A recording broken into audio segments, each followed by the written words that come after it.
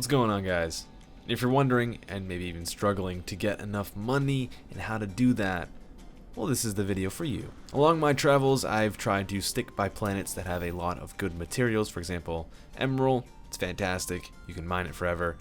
If you have enough of it, you can find it. That's the only problem, is that it's hard to find. When you do, very rewarding. Nickel's pretty good with the asteroids.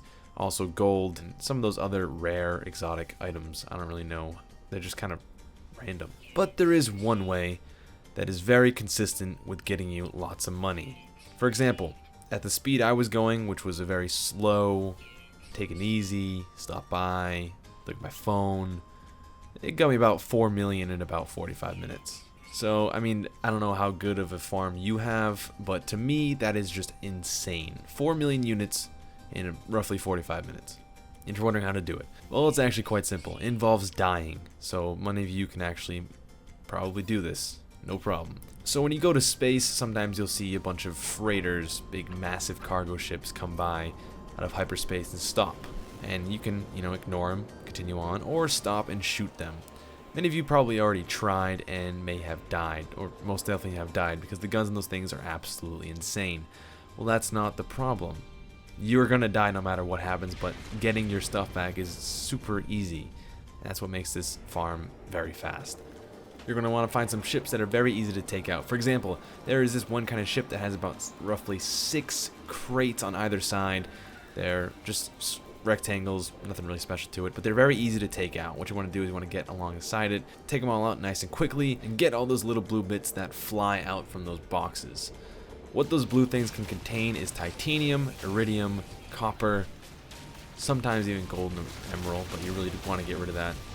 Iron, and that's actually pretty much it. The reason I say you should get rid of gold and emerald is because those will take up your slots. And if you have a good ship with a lot of slots, I guess that's not really a problem, but if you want to get a lot more bang for your buck, just get rid of it and make more room for the titanium, the iridium, the copper, and the nickel. I think I forgot that. If you have iron, make sure to get rid of it if you're going for more, because iron is, as you do know, very cheap, and with the amount you're going to be getting, the room is necessary, because your ship can hold 500 if you bought a new one, and then you can transfer your stuff over to your character if you want to save more space. Just a little bit goes along. Now with each run, depending on how much you got, you're going to get maybe 500,000 at most.